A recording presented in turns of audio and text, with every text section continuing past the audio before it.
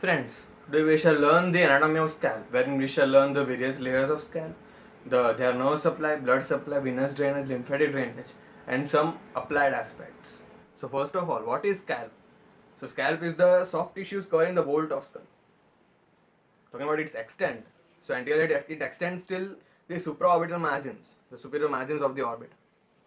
Posteriorly till the external occipital protuberance and the superior nuchal lines, and on each side till the superior temporal lines. So this was the extent of scalp. We shall write it once.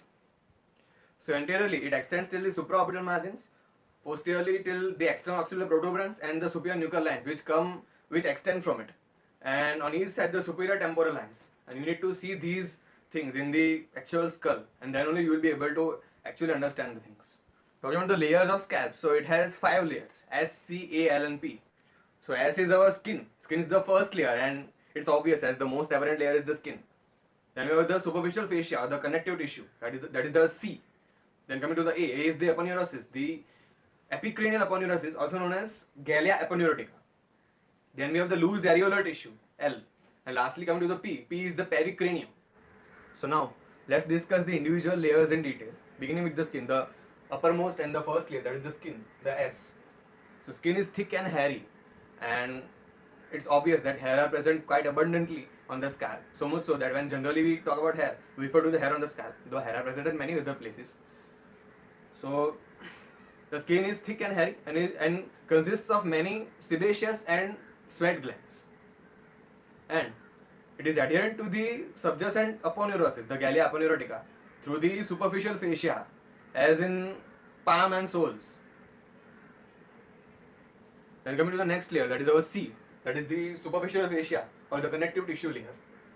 So it is thicker, it is denser in the center than in the periphery of the head, and many blood vessels pass through this layer. It has two functions. One is to attach the skin to the subjacent aponeurosis, and secondly to allow the passage of nerves and blood vessels. Then we have the third layer, that is the gallia aponeurotica or the epicranial aponeurosis. So it extends posteriorly till the highest nuchal lines and the external occipital protuberance, and on each side till the superior temporal lines. Now remember the extent of the posterior extent of scalp. It is till superior nuchal lines and external occipital protuberance.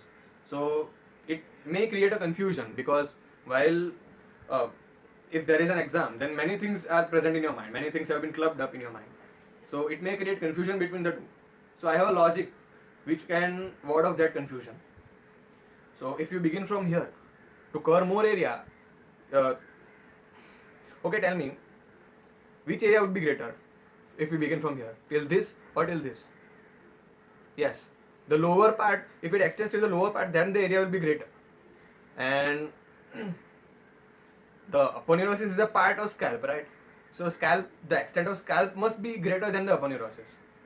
And the highest nuchal lines, the name itself suggests that they are highest, means they are above the superior nuchal lines. So superior nuchal lines are below. So this explains that scalp extends till the superior nuchal lines, means below. It should extend below so that it covers the more area. And the aponeurosis extends till the highest nuchal lines. The common thing is the external occipital protuberance and the superior temporal lines on each side. So this was about the attachment of epicranial aponeurosis. It gives off an extension in the superficial temporal region, which is attached to the zygomatic arch below, and that part of aponeurosis gives rise to the extrinsic auricular muscles. And the aponeurosis has two things attached to it, two muscles, the frontalis and the occipitalis. Frontalis anteriorly and occipitalis posteriorly. Also, these three layers, the skin, the connective tissue layer, and the aponeurosis, the gallia aponeurotica, these three together are freely movable and are known as surgical layers of scalp or scalp proper. Then the next layer is the loose connective tissue, the loose areolar tissue. Talking about its extent, so it extends posteriorly till the superior and the highest nuchal lines. Now here the external occipital protuberance isn't there, only the nuchal lines are present, the superior and the highest nuchal lines. And on each side the same thing, the superior temporal lines are its extent on each side. The special point regarding this layer is it allows the passage of emissary veins. These are the emissary veins. These emissary veins connect the extracranial veins to the intracranial sinuses, the intradural sinus, intracranial venous sinuses, as you can see. And these are valveless veins. So these are present in the fourth layer, loose areolar tissue. The loose areolar tissue extends anteriorly in the palpebrae and is continuous with the loose areolar tissue of the palpebrae, that is the eyelid. And lastly, we have the pericranium, the fifth layer. So it is attached to the loosely to the surface of bones, the cranial bones, and tightly to the sutures of those bones. And after this, there is the beginning of intracranial part. These are the two layers of dura mater, the endosteal layer, which is attached to the bone, and the meningeal layer, which is attached to the cerebrum, the brain. This is our dural venous sinus. And the skull bones have three parts: an outer table, inner table, and a diploe. The outer table is thick and resilient. The inner table is thin and brittle, and diploe is these two are compact bones. These two are parts formed by compact bone tissue, and the diploe is formed by cancellous or spongy bone, and it forms new blood cells and passes them to circulation. So now let's talk about the two muscles attached to the galea aponeurotica or the epicranial aponeurosis. That is the frontal and occipital. So these two are normally discussed as a single muscle, occipitofrontalis, but has two components: the frontal, that is the frontalis, and occipital, that is the occipitalis. So the bellies of frontalis are larger and attached to an extent in the median plane, while the bellies of occipitalis are small and separate. Talking about their origins, so frontalis originates from the palpebrae along with the orbicularis oculi muscle and the corrugator supercilium. Whereas, so the frontalis has no bony origin, whereas occipitalis arises from the lateral 2/3 of the superior nuchal lines. So it has a distinct bony origin. Talking about their insertions, so frontalis is inserted in the anterior part of the galea aponeurotica, and occipitalis is inserted at the posterior part of the aponeurosis. And talking about their nerve supplies, so the frontal belly is supplied by the temporal branch of facial nerve, and occipitalis is supplied by the posterior auricular branch of facial nerve. Now we shall discuss the superficial temporal region, and its layers are quite homologous to the layers of the scalp, as the scalp only extends as the superficial temporal region. So this part is the superficial temporal region. To be exact, from the superior temporal lines to zygomatic arch, that much part is known as superficial temporal region, and it has 6 layers. Only one extra layer is there which cannot be related with the layers of scalp, that is the muscle, the temporalis muscle, as all other layers are just extensions of the layers of scalp. So firstly you have the skin, then the superficial fascia, then the extension of aponeurosis, the aponeurosis of scalp, which attaches at the zygomatic arch and gives rise to the extrinsic auricular muscles. Then we have the temporal fascia around which covers the temporalis muscle, which is homologous to the loose areolar tissue.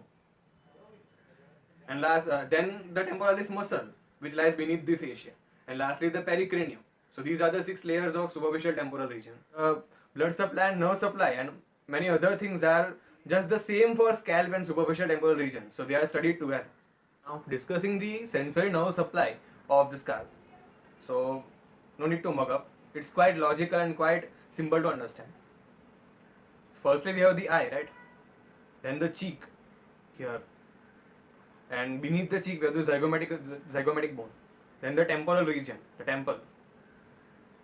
Then the ear, and behind we have the occipital bone. So the names of these nerves are related to these structures. Firstly we have the nerve supply is divided into 2 parts: front of the auricle and behind the auricle. Firstly we are talking about the front of the nerves in the front of the auricle. So firstly we have the supratrochlear and supraorbital nerves, and these are related to the eye, and the branch of ophthalmic nerve, V1. Then we have the cheek, that is the zygomatic bone beneath it. So the zygomatico-temporal nerve. Then now the parotid gland is present here, and the auriculotemporal nerve comes out of it, right? Arises above it. So then we have the auriculotemporal nerve, and the temporal branch of facial, as the temple is present here. The temporal branch of facial, which is a motor nerve. Then the auricle. So nerves have auricle in their name. Posteriorly, we have the posterior auricular nerve, which is again a branch of facial nerve, and the great auricular nerve, which is a branch of cervical plexus. C2, C3. These are its roots. And lastly, we have greater occipital, lesser occipital, and third occipital nerves, which are again the branches of cervical plexus. So I'm repeating all the nerves again. Anterior to the auricle, we have the supratrochlear, supraorbital, zygomaticotemporal, auriculotemporal, temporal branch of facial, and behind the auricle, we have the posterior auricular, great auricular, greater occipital, lesser occipital, and third occipital. Now, talking about the arterial supply of the scalp. So here also we have two divisions. The arteries in front of the auricle and behind the auricle.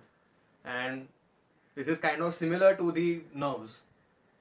So firstly we have the same two names which are there in the nerves.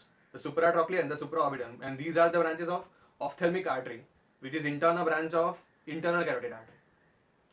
Then we have the superficial temporal artery, which lies along with the auriculotemporal nerve. And you can appreciate this in the diagram of the superior relations of parotid gland.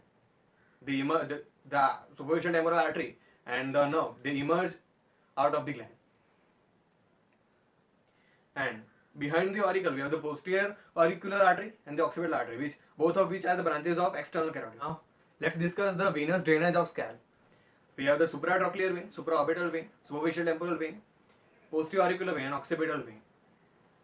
So let's understand the entire venous drainage. So firstly, the supraorbital and supratrochlear veins combine to form the angular vein.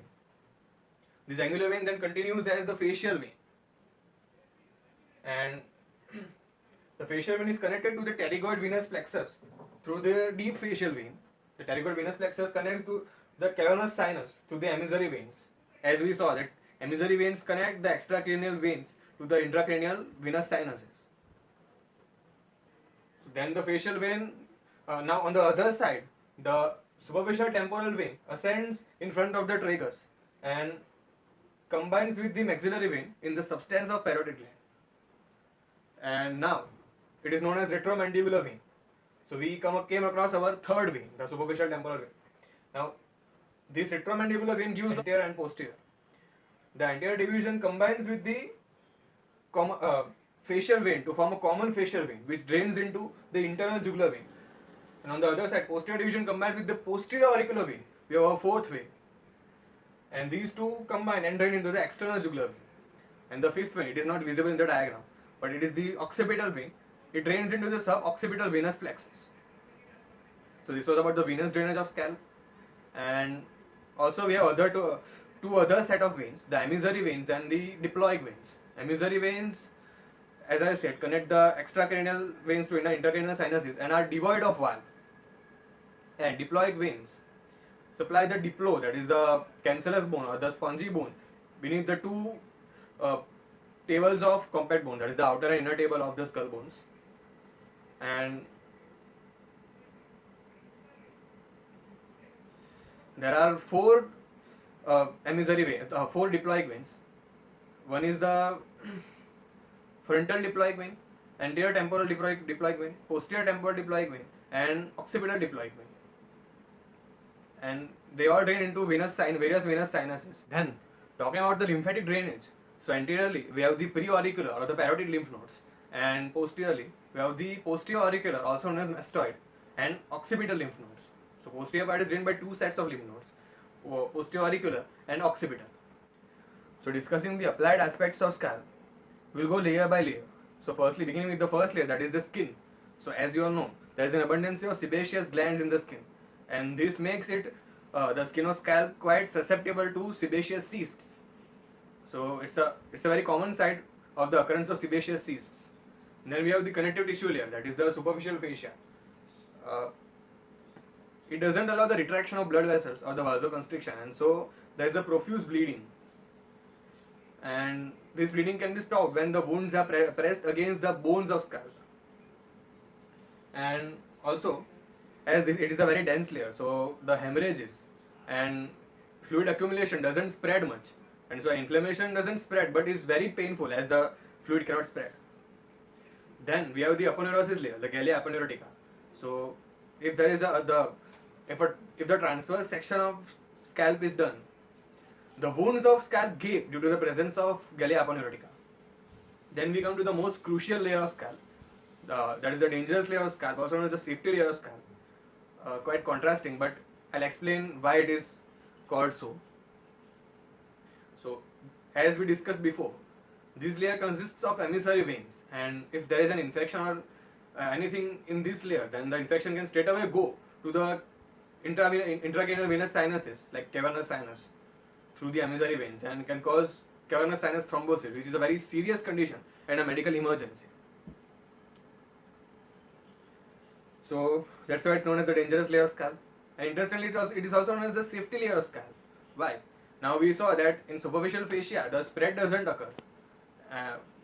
Here the scenario is exactly the opposite. Here the fluid, and if there is a hemorrhage or fluid accumulation, there is a uniform spread of that. And so the brain, which is present subjacent to it, isn't subjected to pressure. And thus, the complication due to compression of brain don't occur, as there is a uniform spread of fluid in this layer. So this is known as the safety layer of scalp. And as we know that there are two muscles attached to the aponeurosis. In the front, anteriorly we have the frontalis. Now frontalis has no bony origin. So if there is a hemorrhage in this layer, then it goes beneath the frontalis and is accumulated in the eyelid, and it can be seen as black eye. So here's the diagram, here's the aponeurosis, and from there we have the frontalis muscle, and this is the loose areolar tissue layer. It is also known as subaponeurotic space, as it is present subjacent to the aponeurosis, the Gallia aponeurotica. So the blood or fluid goes like this and is accumulated in the eyelid, which makes the appearance black or red. Means the blood is clotted and then it appears black, and that condition is known as black eye. Then talk about the pericranium. So as we saw, that pericranium is attached to the sutures of tightly attached to the sutures of the bones of skull. So if there is a accumulation of fluid beneath the pericranium, then the pericranium takes shape of the bones to which it is attached. The swelling of pericranium is of the shape of the bone to which it is attached, the subjacent bone, and this is known as cephalematoma. And also one another applied point regarding, so you all know that scalp is a very vascular structure, right? And so if there are some avulsed portions, some separated portions of scalp, they don't need to be debrided or removed from the scalp. They can be stitched back and are rendered functional, as scalp is very vascular structure. So this was all about scalp. I hope you enjoyed learning with me. Thanks for watching.